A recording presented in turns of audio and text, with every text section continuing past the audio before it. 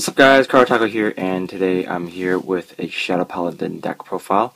This is going to be a Revenger deck, so it's going to be featuring the new cards from BT12. So without further ado, let's just hop right into the profile. So, yeah. For Vanguard, I run the Grade 3 Searcher, and yeah, mainly you want to run him because you want to search for, you want to get the chance to get another Raging Form Dragon in your hand. So he's pretty useful in doing that. Kind of last one. Look at the top 5 cards and then search for Grade 3. Pretty standard thing, and yeah. Oops. Next, I run 4 Raging Form Dragons. He is the main, the trump card of the deck. He's really powerful. In a way, he's sort of like, well, basically, he's another, Vanguard that knows how to stand. So, those are always good. First, for those who don't know, his limit break is limit break 4. Choose three of your Revenger rear guards and retire them. And then if you pay the cost, when this card attacks, and at the end of the battle step, at the end of the battle step, this card attacked, you can pay the cost, and then you can, if you have another Raging Form Dragon in your hand, you may ride it. And then this card gets plus 10k. So basically, you have 3. Okay, I'll just tell you guys later. But yeah, yeah, he's the trump card of the deck. And then his second effect is Counter Blast 1. When this card attacks, you may pay the cost, and then this card gets plus 3k. So he's pretty good at fixing magic numbers. Yeah. With a 7k booster behind him, he can still hit 21, 31, respectively. So, yeah. Next, I run for Mordred. He helps you, soften up the cost for Raging Form's Persona Ride, because killing 3 of your own units is quite a heavy cost, and if you can get a unit when you break ride, it sort of balances out. Although riding on top of Mordred is a break even, you do get the extra attack power, so that's good. And he's also in 11k body, so he's pretty decent at hitting 11ks by himself. Since, Link Joker is running around, when they lock your back row, if you have a 10k, if you have a 10k or 9k rear guard, you won't be able to hit their Vanguard. So having this 11k helps hit those Link Joker decks. Next, for Grade 2, I run 2 Blaster Dark Revenger. Kind of last 2, kill something in the front row when this card plays Vanguard reverse circle.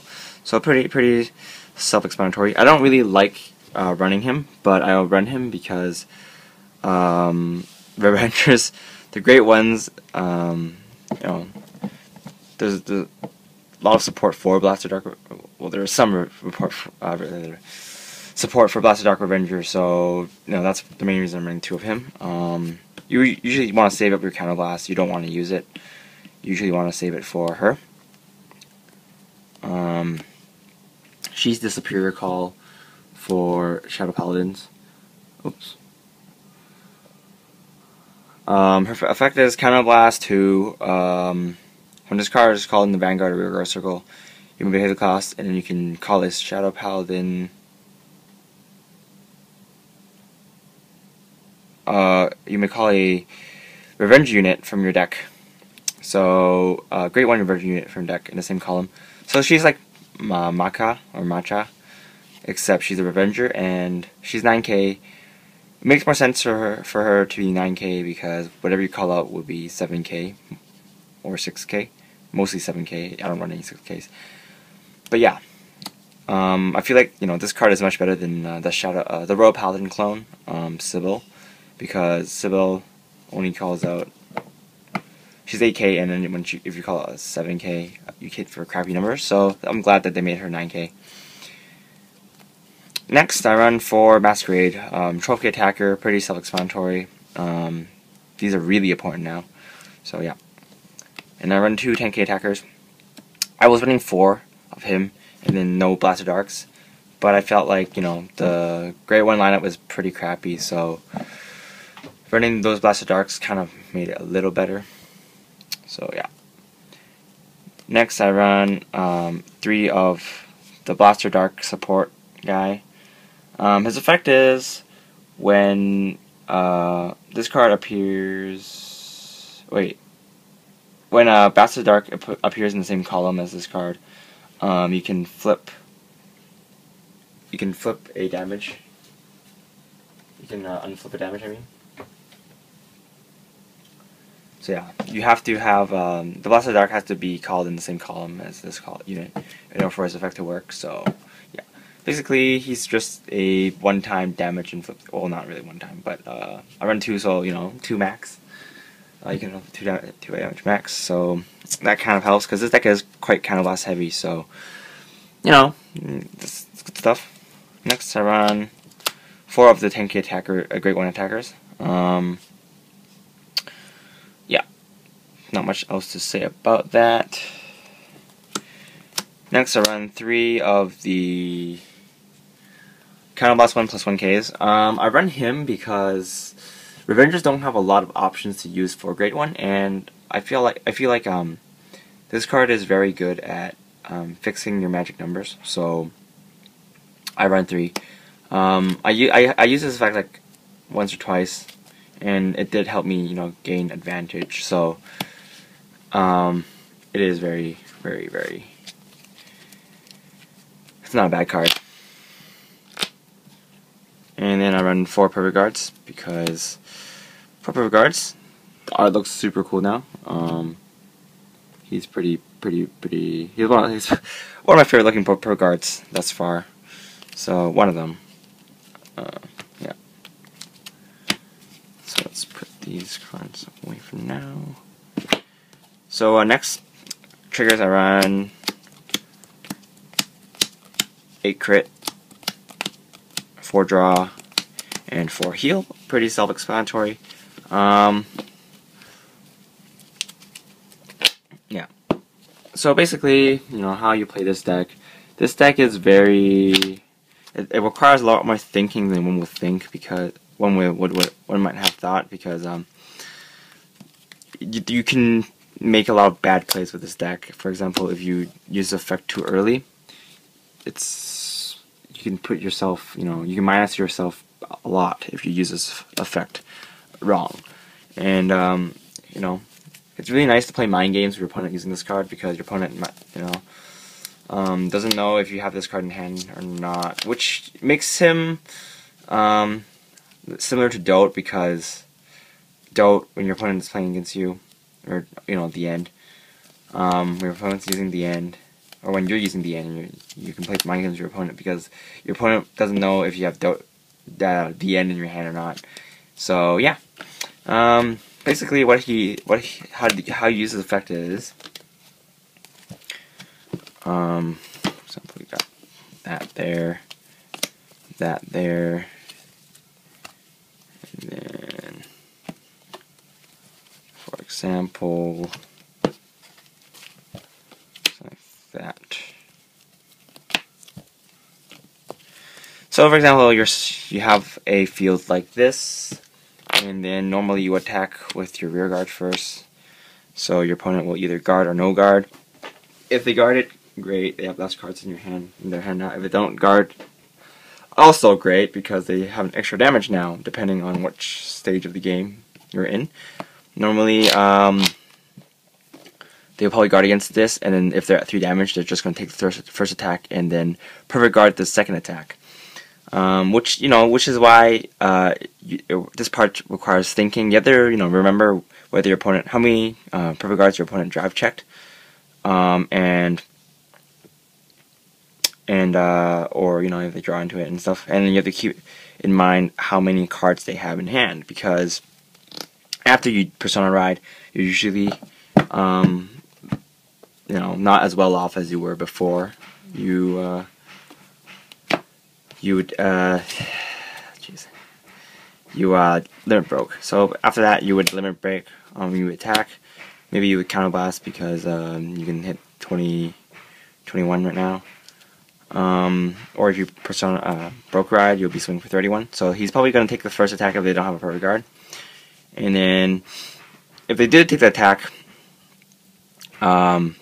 take this attack, and they're at 3. If they're at 4 damage and they take it, they probably don't have a perfect guard. So you're safe to Persona Ride and attack again, because if they take the first attack and they're at 4 damage, it's a good chance that they don't have a perfect guard. So yeah, if they guard the first attack, and if you Persona Ride.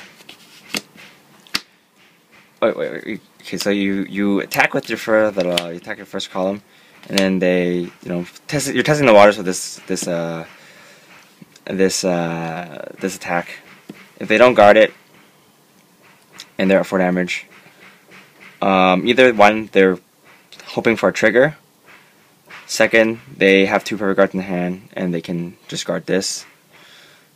Those are 2 things that might, be plausible. So, there's a lot of things that you need to keep in mind when you're using this card, because, I have misplayed a lot with this card, and, of course, there's really not much else to say. This deck is really fun to play, and it's pretty competitive. It's pretty good against Link Joker, because once you kill your 3 units, your opponent is, if they break ride, they're probably forced to lock these 2 units. So you still have 2 powerful columns you can use next turn if you do. So with this deck, it's nice to rush, and it's pretty good to try to finish your opponent off early game, because late game you're gonna have a tough time keeping hand advantage if you don't have the means to secure call, like with this card. This card is pretty important because you call it and you get extra units. So you kind of sack 2, you kill 2. I mean, you retire 2 regards, and then you retire this one also. But its unit was kind of free anyway, so it's fine. But yeah, that's pretty much all I have to say about this deck. It's pretty fun to play. It's very, very cool. The artwork's very nice. And yeah, that's pretty much all for this video.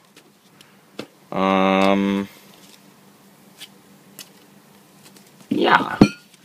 So I will be making another video very soon. I apologize for not posting as frequently as I should, because I've been so busy lately that I haven't really had time to play card games and stuff. So yeah. Anyway, this is Karotaku, and I will see you guys later. Bye.